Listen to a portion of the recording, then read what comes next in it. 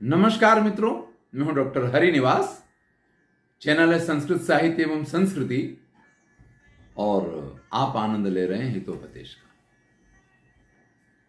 किस प्रकार से उस मृग से मित्रता करके उसको खेत में ले जाकर और उस खेत में वो मृग बंधन में बंधा, ये कथा आप सुन चुके हैं। अब वो मृग इंतजार कर रहा है कि कोई मित्र आ जाए तो मेरे प्राण बचा ले, और ऐसे में वो शियार वहां पहुंच गया।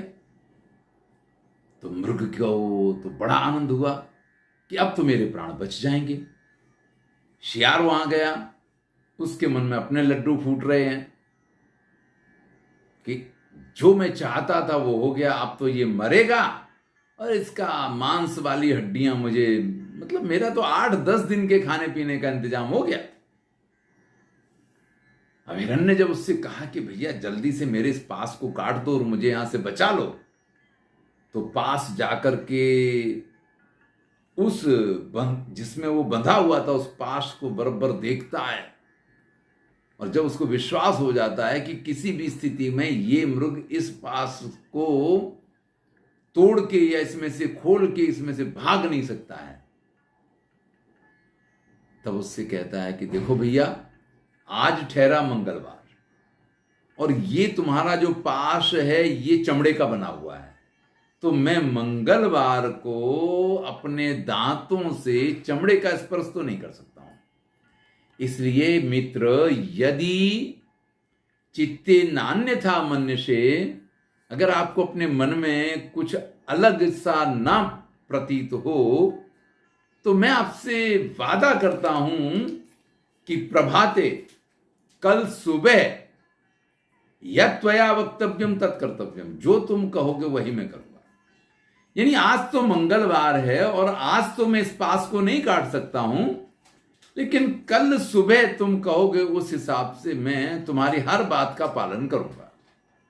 इत्युक्त्वा, ये कहकर के, तत्समीप आत्मानम आच्छाद्य स्थितः स, तो वहीं उसके पास में ही छुप के बैठ जाता है, क्योंकि उसको तो राह देख रहा है कि कब किसान आए, कब वहां आकर के वो इस मृग का एक प्रकार से अंतिम संस्कार कर दे, हैं इसको मार दे और फिर मैं इसका मांस खाऊं। ऐसे में वहीं थोड़ी दूर पे उसी घास के खेत में खुद को छुपा के वो बैठ जाता है। अब शाम हुई, कौवा जब पहुंचा तो उसने देखा आज तो हमारा मित्र आया नहीं, मृग, शियार नहीं आया, उसकी तो उसको चिंता नहीं है, लेकिन मृग नहीं आया तो उसको चिंता हुई। तो भैया बात तो हुई होगी शाम को कि फलानी जगह एक बहुत बढ़िया खेत मिल गया है, वहां बहुत अच्छा खाना मिलता है। तो मित्र को ढूंढते ढूंढते वो कौवा वहीं आकर के पहुंच जाता है। अब वहां उस मृग को बंधा हुआ देखा तो कौवा कहता, सखे की मित्र, अरे मित्र ये क्या हुआ? तब मृग कहता है, मृगेण उक्तम, मृग कहता है, अवधीरित सुहृद वाक्यस्य फलमेत, मैंने अपने मित्र की बात को नहीं माना, ये उसका परिणाम है। अरे आपने कहा था कि अज्ञात कुलशील व्यक्ति को अपने साथ नहीं रख सकते हैं, लेकिन मैंने तुम्हारी बात नहीं मानी, ये उसी का परिणाम है कि आज मैं इस प्रकार से बंधन में बंधा हुआ हूं। सुहृदाम हित कामानाम यह सुनोति न भासितम, जो आपके मित्र हैं, जो आपके हितैषी हैं, अगर आप उनकी कही हुई बात को नहीं सुनते हैं, वो आपको जो सलाह देते हैं, जो आपको सूचन करते हैं, उन चीजों पे ध्यान देना चाहिए। लेकिन अगर आप उन पे ध्यान नहीं देते हैं, विपत् सन्निहिता तस्य सा नरः शत्रु नंदना, तो समझ लीजिए कि आप विपत्ति में, आप परेशानी में पड़ने वाले हैं और आपके दुश्मनों को मजा आने वाली है। ऐसे लोग जो मित्रों की बात नहीं मानते हैं, जो मित्रों के सलाह सूचन को अमल में नहीं लाते हैं, उन पे ध्यान नहीं देते हैं, वो हमेशा अपने शत्रुओं को आनंदित करते हैं और स्वयं समस्याओं में, स्वयं विपत्तियों में अवश्य पड़ते हैं। ताको ब्रूते सवंचका वास्ते, अरे वो तुम्हारा वंचक, धोखेबाज मित्र कहां है? सावंचका वास्ते, तुम्हारा वो धोखेबाज कहां है? मृगेणोक्तम तम मृग कहता है, मन मांसार्थी तिष्ठत अत्रैव, मेरे मांस का अभिलाषी यहीं छुप के बैठा हुआ है। काको ब्रूते उक्त मेव मया पूर्वम, मैंने तो पहले ही तुमसे कहा था, मुझे पता था कि ये बड़ा ही दुष्ट है, ये बड़ा ही विश्वासघाती है। अपराधो न मे स्थिति नैतत् विश्वास कारणम विद्यते ही नृशंसेभ्यो भयम गुणवतामपि। फिर मृग कहता है कि देखो मेरा इसमें कोई अपराध तो नहीं है, क्योंकि मैंने उसका कुछ बिगाड़ा ही नहीं, इसलिए वो मेरे साथ विश्वासघात करेगा ये मैं कैसे सोचूं। सीधे लोग ऐसे ही होते हैं, वो ये सोचते हैं कि अगर हम किसी का बुरा नहीं करेंगे तो हमारा भी कोई बुरा नहीं करेगा। वैसे प्रकृति का नियम यही है कि अगर आप किसी का बुरा नहीं करते हैं तो आपका बुरा कोई कर नहीं सकता है। वो तो मृग के साथ भी होने वाला है, कथा आपने पहले सुनी हुई है। लेकिन समस्या में ना पड़े, विपत्ति में ना पड़े, ऐसा हो नहीं सकता है।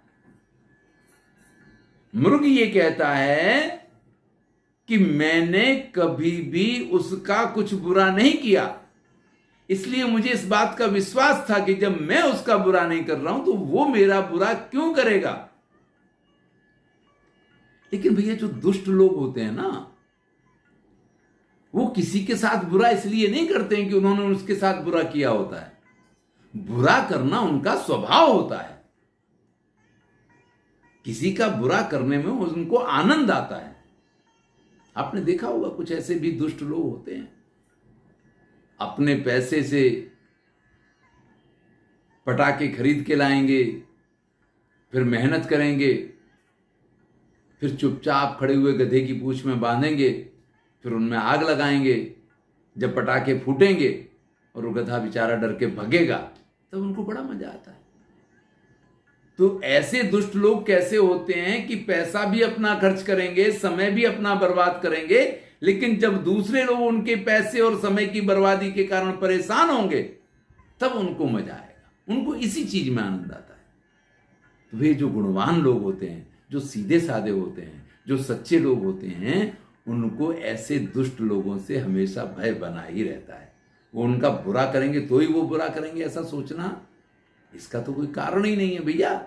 उनका तो स्वभाव है दूसरों का बुरा करना, तो वो तो बुरा करेंगे। दीप निर्वाण गंधम चा सुहृद वाक्यम अरुंधतीम न जिघ्नन्ति न शृण्वन्ति न पश्यन्ति गतायुषा। अब ये एक बात ऐसी कही गई है कि इस पे विचार करना चाहिए। किसी व्यक्ति को दीपक जब बुझता है तो उसमें से एक विशिष्ट प्रकार की गंध निकलती है। अगर वो गंध किसी को सूंघने के बाद उसका एहसास नहीं होता है तो समझ लेना कि अब इसका आयुष्य पूरा हो गया है, इसके अंतिम दिन आने लग गए।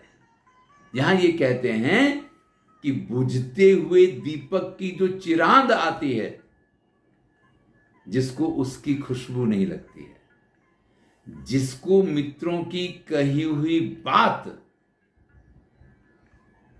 सुन के भी जो अनसुनी करते हैं, सुनना जिनको अच्छा नहीं लगता है, जो अरुंधति तारे को नहीं देख सकते हैं, तो समझ लीजिएगा कि उनका अंतिम समय आ गया है, तभी वो ऐसा कर रहे हैं। अब कई बार ऐसा होता है, मित्र कहते हैं, हम सुनते हैं, हमें उनकी बात भी अच्छी लगती है, लेकिन हम पालन करने के लिए तैयार नहीं होते हैं। हित अनहित पशु पक्षी जाना, हित अनहित को तो पशु पक्षी भी जानते हैं ना। फिर 4 वेद 6 शास्त्र का विद्वान जो रावण था, उसको ये सब बातें समझ में नहीं आ रही थी। खर दूषण मूसम बलवंता, इन्हीं को मारही बिनु भगवंता। तुलसीदास जी लिखते हैं, रावण को इस चीज का विश्वास हो गया था कि खर दूषण मेरे जैसे बलवान थे, भगवान के अतिरिक्त किसी की ताकत नहीं है कि उनको मार सके। और अगर वो मार दिए गए हैं तो ये मारने वाला भगवान ही हो सकता है, ये कोई सामान्य मनुष्य नहीं हो सकता है। तो तुलसीदास जी ये कहते हैं कि तामस तन, रावण ने कहा कि मेरा शरीर जो है वो तामसी वृत्ति, तामसी स्वभाव, और इस शरीर से भगवान का भजन तो नहीं हो सकता है, पर दुश्मनी तो मोल ली जा सकती है। और देखिए भक्ति का ये जो है ना बड़ा मजेदार प्रकार है। या तो कोई व्यक्ति हमेशा आपको तब याद आता है जब आप उससे बहुत प्यार करते हैं, तो आप क्षण के लिए भी उसको नहीं भूल सकते हैं, हर बात में उसकी याद आएगी, हर बात में उसकी चर्चा होगी, हर बात में आप उसी को याद करोगे। या फिर जो आपका दुश्मन है, हर बात में वो आपको याद आए। तो भैया रावण ने सोचा कि हम मित्रता तो नहीं कर सकते हैं, वो तो संभव नहीं है, क्योंकि हमारे राम के कोई गुण ही नहीं मिलते हैं, मैं उनके जैसे स्वभाव का नहीं हूं, तो मैं उनका मित्र तो नहीं बन सकता हूं, लेकिन अगर शत्रु बन जाऊं ना तो फिर उनकी ये भी तो भक्ति है कि शत्रु के रूप में भी भाई भगवान को ना भूलना, यही तो सबसे बड़ी भक्ति है। तो अगर दुश्मन बना लिया तो भी उनको भूलेंगे तो नहीं। तो रावण की मृत्यु पास में आ गई थी, इसलिए न उसको मित्रों की बात समझ में आती है, न के सगे संबंधियों की बात समझ में आती है। सुंदरकांड में बड़ा सुंदर वर्णन किया है। मंदोदरी आकर के कहती है कि अब तो बिल्कुल समुद्र के किनारे सब आ गए हैं, आप सोचो तो सही, जो व्यक्ति वानरों को साथ में लेके समुद्र पे पुल बना सकता, क्या नहीं कर सकता है। तो रावण बड़ा हंस के कह देता है, क्या, अरे वाह, प्रशंसा तो तुम हमारी ही कर रही हो। मंदोदरी जब राम की प्रशंसा कर रही है तब भी रावण को लगता है कि प्रशंसा तो मेरी हो रही है। और देखो देखो, ये तो कितना अच्छा मौका आया है, सारे वानर यहां आ गए हैं, हमारे राक्षसों को अब पेट भर खाना मिलेगा, उनके खाने पीने का इंतजाम हो गया है। तो ऐसी जब स्थितियां आती हैं कि व्यक्ति की मृत्यु जब पास आ जाती है तो उसको सजेशंस भी समझ में नहीं आते हैं, और उसको जो समस्याएं होती हैं वो भी अपने फायदे की चीजें उसमें दिखाई देने लग जाती हैं। मित्र के संदर्भ में कहते हैं कि परोक्षे कार्य हंतारम प्रत्यक्षे प्रियवादिनम वर्जये तादृशम मित्रम विषकुंभम पयो मुखम। भाई आपके सामने तो बड़ा मीठा मीठा बोलते हैं, लेकिन पीठ पीछे आपका कितना बुरा कर सकते हैं, हमेशा कोशिश में लगे रहते हैं। तो यहां कवि कहता है कि ऐसे मित्रों से हमेशा दूर रहना चाहिए। कैसे उनका परित्याग कर देना चाहिए? जैसे विष से भरा हुआ कोई पात्र और उसके ऊपर दूध आपको दिखाई दे रहा हो, हैं? अंदर पूरा विष भरा है, खाली ऊपर ऊपर दूध की मलाई अच्छी तरीके से डाल दी गई है, आपको दिखता है कि मैं दूध पी रहा हूं, मलाई खा रहा हूं, लेकिन वास्तव में उसमें जहर होता है। तो ऐसे मित्र जो आपके सामने तो मीठा मीठा बोलते हैं, वो मलाई दूध से भरे हुए पात्र जैसे दिखाई देते हैं, लेकिन आपके पीठ पीछे आपकी बुराई करना, आपका बुरा करना, ये उनका स्वभाव होता है। तो ये क्या है? ये है विष से भरा हुआ वो पात्र। तो विष से भरा हुआ पात्र, लेकिन जो दूध से मलाई से ढका हुआ हो, भैया उसको पीना नहीं चाहिए, उसका परित्याग कर देना चाहिए। इसी प्रकार से ऐसे मित्रों का परित्याग कर देना चाहिए। संलापितानाम मधुरै वचोभिर मिथ्योपचारैश्च वशीकृतानाम आसावताम श्रद्धताम चलोके किमर्थिनाम वंचयितव्यमस्ते। भाई कुछ लोग जो होते हैं ना, बड़े भले होते हैं, वो सबको अच्छा ही समझते हैं, सबके साथ अच्छा व्यवहार करते हैं, किसी से छल नहीं, किसी से कपट नहीं, वो सभी को अपना मित्र समझते हैं। ऐसे लोगों को ठगना या ऐसे लोगों को परेशान करना ये कोई कठिन बात नहीं है। इसी प्रकार से जो आपके ऊपर विश्वास रखते हैं, जो आपके पास से किसी चीज की आशा रखते हैं, जो धन के लालची होते हैं, ऐसे लोगों को भी ठगना कठिन नहीं होता है। भाई गुजराती की एक कहावत है कि जहां लालची लोग होते हैं ना, वहां ठग लोग कभी भूखे नहीं मरते, क्योंकि उनको लालच आएगा, वो कुछ ना कुछ उससे प्राप्त करने की कोशिश करेंगे। और ठग का तो काम ये होता है, आपको एक चांदी का सिक्का दिखाएंगे कि भैया ऐसे चांदी के सिक्कों से भरा हुआ पूरा घड़ा हमारे पास है, एक सिक्का आपको दे के भी जाएंगे। फिर आपको कि एक से नहीं बात बनेगी, 8-10 सिक्के दिखाओ, तो भैया 8-10 सिक्के दिखा देंगे। 8-10 सिक्के आपको दे के भी चले जाएंगे कि आपको जहां कहीं दिखाना है आप और किसी जगह पे दिखा लो इसको। और फिर जब पूरा घड़ा भरा हुआ देंगे तो वो तो कंकड़ों से ही भरा होगा। तो जहां इस प्रकार से धन के लालची लोग होते हैं, जहां जब आप किसी के ऊपर संपूर्ण रूप से विश्वास कर लेते हैं, तो ऐसे लोगों को ठगना कठिन नहीं होता है। भाई जब आप पे किसी ने विश्वास कर ही लिया है, तो फिर तो अब आपको खाली घात ही करना, विश्वास तो हो चुका है, हो गया विश्वास का। उपकारिण विश्रद्धे शुद्ध मतौ या समाचरति पापम तम जन्म सत्य संधम भगवती वसुदे कथम वहसी। कौवे को बड़ी पीड़ा हो रही है, उसका मित्र मृग जिस प्रकार से बंधन में बंधा पड़ा है, उसके प्राण संकट में है। और कौवे की विडंबना क्या है कि उसके पास चोंच में इतनी ताकत नहीं है कि वो इस चमड़े से बने हुए पास को काट सके। चूहा नहीं है, वो कौवा है। हमने चित्रगुरु की कथा सुनी तो चूहे ने काट दिया, लेकिन यहां चूहा नहीं है इनका मित्र, इनका मित्र तो कौवा है।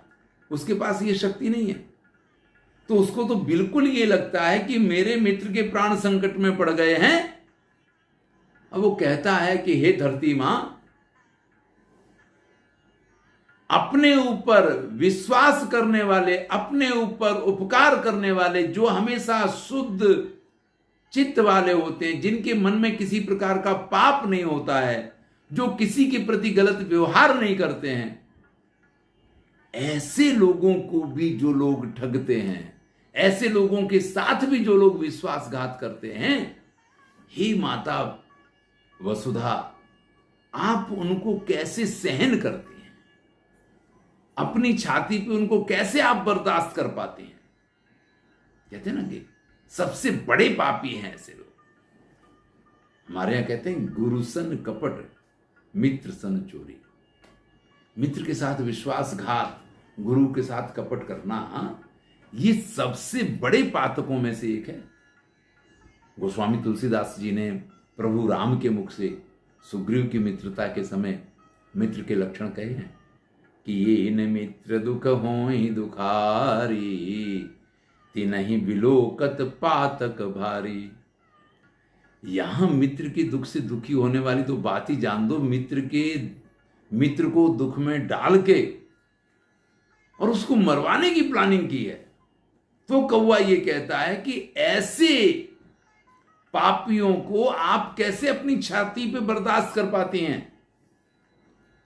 दुर्जनेन समम सख्यम प्रीतिम चापि न कारय।